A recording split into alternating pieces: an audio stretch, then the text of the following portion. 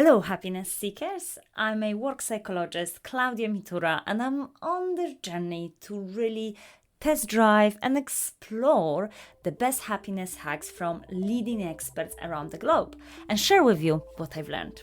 So welcome to another episode of And Happiness. This time I'm diving into a topic of reflection and happiness. This is because our ability to be self-aware is so significant and so fascinating that neuroscience researchers dedicated this topic to its own field of study called metacognition. And the premise of the research is actually showing that our ability to self-reflect help us to make better decisions, be more flexible in our thinking, and avoid making errors. Even more, those of us who spend more time self-reflecting are also reporting being happier. And this is because asking thought-provoking questions of what happiness means to me, what I could be doing differently, help us and encourages us to prioritize positive experiences in our life. However, the challenge that I have with self-reflection is that sometimes it can change into rumination and overthinking. So to find out more about how to reflect well, I invited Tamsin Hartley, a psychotherapist, coach and trainer who created the listening space, a new approach to listening to yourself and others that can be powerfully transformative. In this episode, me and Tamsin, we introduce and actually gives you a chance to experience the listening space to help you to self-reflect with use of metaphors on what happiness means to you. We also dive into very practical steps of how we can help others to self-reflect by being their drama buddies. Hope you enjoyed this episode, and remember, if you are a regular listener and you would like to access more resources on happiness, remember to sign up to our monthly podletter. Just visit www.andhappiness.co.uk or follow the link provided in the episode notes on the podcast platforms. But with no further ado, welcome to Reflection and Happiness. Hello, Tamsin. Welcome to And Happiness. Hello, and thank you for inviting me. It's lovely to be joining you. I am so excited to learn more about listening space. Can you do a little bit of introduction for myself and our listeners? What is a listening space? So, a listening space is a structured process that uses clean language questions and brings the principles of mindful awareness. So you might wonder what clean language questions are. They're a set of questions that were created by a New Zealander called David Grove, and they're asked in a way that prevents you from contaminating the conversation or the interaction with somebody else with your assumptions and suggestions. So that's the clean element of it. And they're asked in a specific way. They're asked by repeating back some of the other person's words and asking a clean question. It's a very structured, simple process that you can use to explore pretty much anything. Brilliant. So this is something that we could be using towards ourselves, I guess, when we are self-reflecting, but also towards others. Can you give us a few examples when listening space could be useful for us? It's useful for just having the space to explore what's on your mind at any one moment in time. And the thing is, it's not about having to come up with solutions. It's about opening a space for you to just explore whatever comes to mind. And I have a metaphor that's a really important part actually of having a listening space. And it's that you wipe your feet on a welcome mat, a metaphoric welcome mat. So in doing so, you wipe away, just imagine you're standing on this mat and you're wiping away any desire to fix, change, analyze, interpret. You're opening the space for all thoughts and feelings to be present. And you're welcoming those thoughts and feelings in equal measure. You're not favouring the good over the bad, the comfortable over the uncomfortable, or otherwise. So it's very much thinking about how we almost allow ourselves to experience all our emotions, all our thoughts and feelings without, as you mentioned, judging, analyzing, filtering. Listening space allows us to do that in a very clean, constructive way. Absolutely, absolutely. And what it helps you do is, if you're listening to yourself, there's a really useful, simple model that was created by someone called Stephen Cartman. And what it suggests is that when you're feeling uncomfortable, when something isn't going the way you want it to, the chances are there's a bit of drama for you beneath the surface. And there are 3 drama roles that we tend to adopt, one or more of these roles in relation to those situations that aren't working the way we want them to. Persecutor, pointing the finger of blame at somebody else. Victim, poor me, feeling disempowered. Rescuer, leaning in, offering suggestions, offering a help that's not always wanted.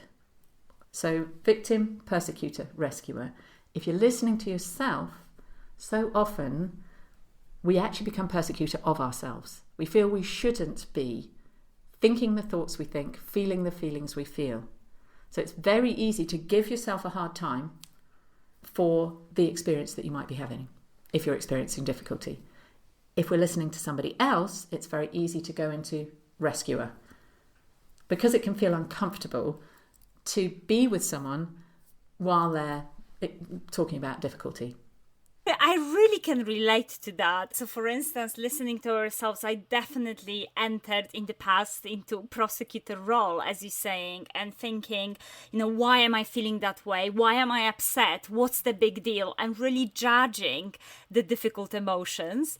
At work, I definitely, as a manager, go into rescuer role. When my direct reports and my team members come and say, oh, this is the problem, I almost have to bite my tongue to prevent myself of actually giving them, oh yeah, I think we should do this, and actually be asking coaching questions and letting them think about the solutions by themselves. I also definitely previously been in situations when I felt really, oh, poor me, I didn't get what I want. So really interesting that we're going into those roles.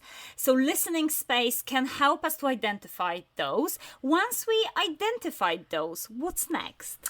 So really it's a space for allowing someone to figure themselves out. So I also like to link it with the 2 distinct parts of the brain, the limbic system and the prefrontal cortex. A listening space allows you to explore all those uncomfortable feelings so that you can relieve all the stress that is perhaps built up. And just by having somebody listen without going in to fix you, and letting the whole range of your thoughts and feelings being there is often enough to be able to then engage more prefrontal cortex thinking, more rational in perspective thinking. So often we actually don't need people to fix us. We can find those solutions if we're enabled to explore the difficult feelings first, the difficult thoughts first, and to let them have a space to be expressed. That's all very linked with the self-reflection, allowing ourselves to really listen and experience whatever on our mind, whatever emotions we're having, before we can start thinking about what's next, what do I need in this moment, what is a potential solution. But what about if we are listening to someone else who might be going through something very difficult? You already touch upon the point we shouldn't be going into this rescuer role. Let me rescue, let me provide all the solutions. How else we could be listening well? I think the listening space is a structured process. It's not a normal conversation. It's a process that invites someone, a set of questions that invites someone to really notice what's happening in and around their body. And that can be really helpful because it's not everyday kind of thinking. Often different solutions arise just from bringing awareness to your experience. We can do that for things that when we're experiencing difficulty, but we can use it to explore creative ideas, forceful thinking. We could use it now if you wanted for people to experience those questions in relation to happiness, which is what these podcast series is all about. So if you like, I can guide your listeners through an experience of these questions that perhaps are a slightly unusual way of noticing what's happening for you? Yes, please. Yes, let's do this. Okay, so I'm going to suggest that people get themselves a piece of paper and a pen, perhaps even coloured pens. So you might want to pause while you go do that. And then we're going to enjoy just bringing awareness to what happiness means for you. We're going to wipe our feet on the welcome mat first, because we're not trying to get somewhere or achieve anything by doing this. You're simply going to be invited to bring your awareness to what happiness means for you. And then I'm going to ask a set of questions. And I'm going to pause after each question and invite you just to notice where your attention goes. Notice what arises for you, if anything, in response to the questions. Ooh, I am very intrigued. Okay, let's do this, Tam. Make yourself comfortable, whatever that means for you. And you might want to close your eyes or just soften your gaze. And thinking about happiness and what happiness means for you. What kind of happiness is that?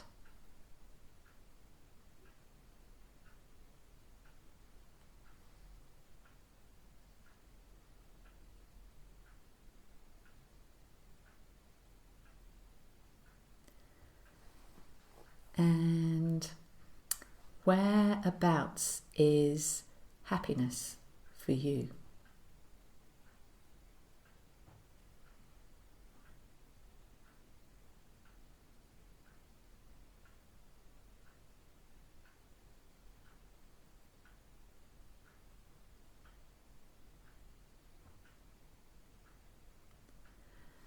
And is happiness on the inside or the outside?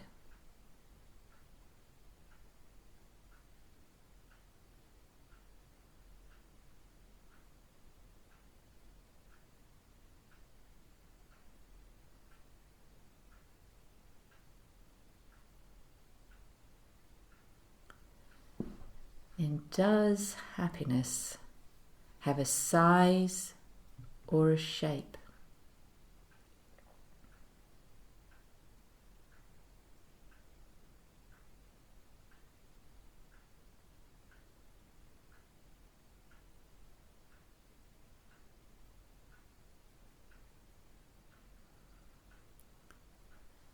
And does happiness have a sound?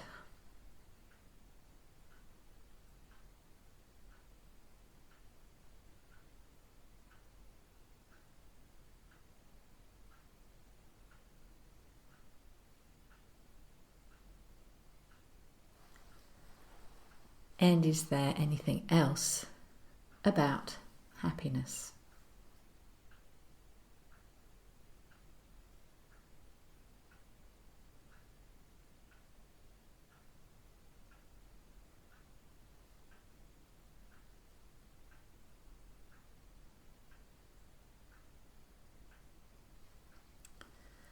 And gradually bringing your awareness back to the room around you, I'm going to invite you to represent on paper in some way what arose for you in response to those questions as you were thinking about happiness and what it means for you. And that might be an image and it might be some words.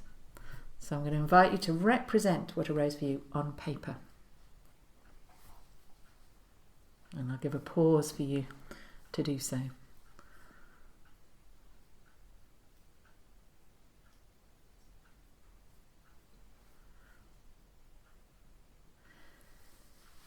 And you might want to ask yourself, what do I notice as I look at what I'm drawing or writing?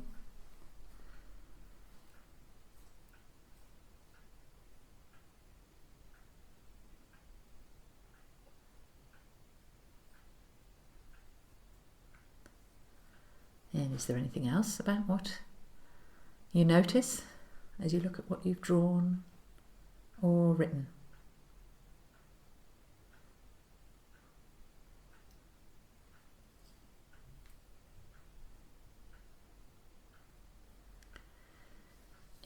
And you might want to ask yourself, what do I know now about happiness?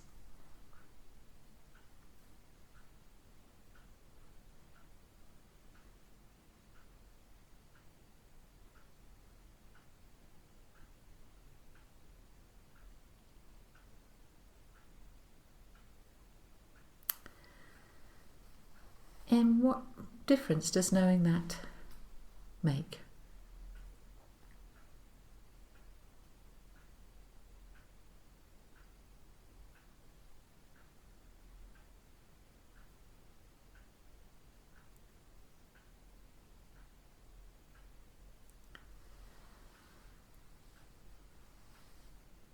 So, as we come to a finish, I think the few interesting, what comes to your mind. So, for instance, when you ask what is happiness, I was thinking, for me, purpose, learning. How does it feel? I was thinking deeper breath, relaxed stomach. When you ask about the sound, I definitely thought about seaside. When you ask about shape, I thought about triangle for some reason. So here we go. I think it's really interesting to do that exercise and actually stop for a minute and really think what happiness means to us. I think that's fantastic.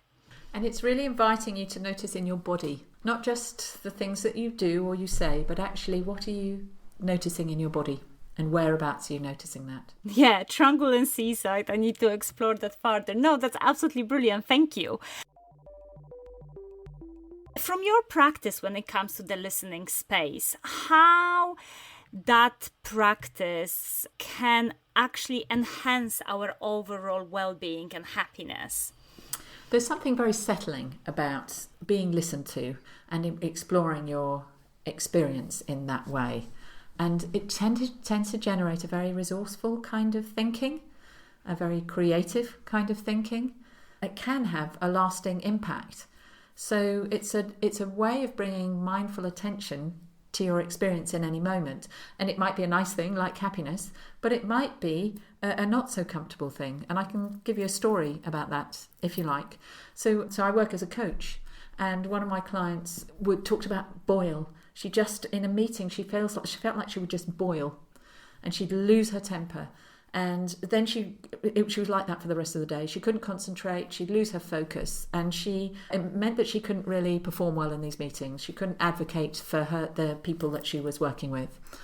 And so we explored that. Rather than happiness, we put boil in there. And she noticed that it was rather like lava that built up from her gut and worked all the way up its spine. And when it reached her head, that was like a volcano exploding in her head. And by bringing awareness to her experience in this way, she was able to notice what happens as it builds up, and she was able to start putting a lid on it before it would reach midway up her spine. And actually by doing that, it meant that boil didn't happen again in the meetings. And it was just because she had a very tangible way through this metaphor, boil, volcano. So it meant that she wasn't experiencing that horrible feeling in meetings again. Wow, okay, very interesting. So how the kind of metaphor helped her to change her behavior almost, because she was able to influence her feelings much more. Absolutely, and it became a bit like an early warning system for her. But for example, the more you come to know happiness and that seaside and the triangle, that might be a feeling that you can connect with more readily because you start to know it in a tangible way. Again, through metaphor. So metaphor is quite an important part of clean language. It's both about not contaminating, but also if you ask the questions in a more in-depth way, often a metaphor appears. Doesn't always, but if it does, it can bring a whole different awareness, different kind of awareness. And then we can associate certain emotion and certain states with that, so that if we need to move into that state, we can think about a metaphor to move in quicker into that desirable outcome. Tamsin, any final practical tips for listeners? So we explored this entire idea of the listening space that can help us to self-reflect. We spoke how we can use that in relationship with others. Also, we actually practiced and experienced it, which is fantastic when it comes to happiness. any other tips of how our listeners can take on board that process of the listening space? I was thinking about this and I thought actually probably the most useful everyday benefit of listening using clean questions and bringing that sort of welcome mat notion is that it enables you to pause when you're in conversation and notice, what's the story that I'm telling myself about what the other person is saying? Because so often we react off the stories that we're telling ourselves rather than the meaning that was actually intended. So having that inner pause, I think, can be one of the most useful things. So that was one thing. In the moment, just getting more curious about what's the story that you're telling yourself about what somebody else is saying. So that was one thought I had. And the other one is that having a space where you can listen to yourself, or I call it having a drama buddy, having someone who's willing to listen to you, and you both wipe your feet on the welcome mat.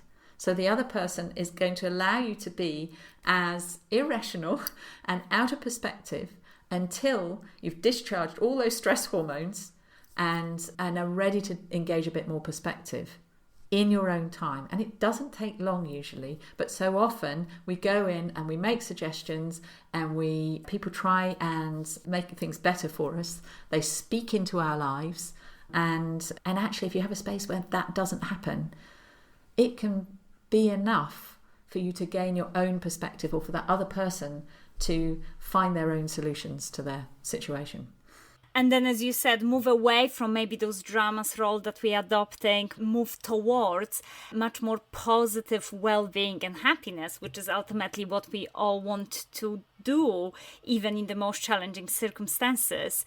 I absolutely love that idea, having that safe space to do that with those around us. This is a podcast about happiness, as you know, Tamsin. What makes you happy?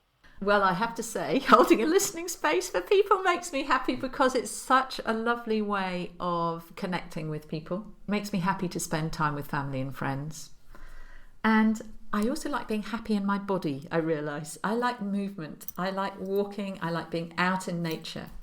Brilliant. Thank you so much. And thank you so much again for sharing all your practical tips and coming to talk to me at End Happiness. I definitely can see now my happiness as the C and the triangle that will definitely stay with me. Thank you so much, Tamsin. Thank you. Wow, amazing episode, and I love that listening space and what that brought to me in terms of the color and the shape of my happiness. So thank you again, Tamsin, for a great experience of listening space. The easiest way to actually incorporate self-reflective practice is to add it to any other activities that you are currently undertaking. So my few favorites are having a reflective pause when making a cup of tea, spending time self-reflecting when journaling, choosing one specific questions we want to reflect upon and incorporating it into yoga or meditation practice, or even texting or emailing a chosen question to someone else to encourage them to self-reflect with you. And over the years, I personally collected lots of different questions that help me to shift that thinking into more positive direction. I'm going to share with you my 3 favorite ones. Number 1, what could I be doing more of to stay happy? 2, what could make me proud by the end of this week? And how do I want to show up in the world today? And remember, whatever question you choose to self-reflect, always concentrate on one question at a time. Thank you so much for joining me in becoming more resilient, successful and happy. I hope to see you at the next episode on society and happiness, where I'll be exploring how we can expand our belonging bubble to stay happier. See you next time. Bye.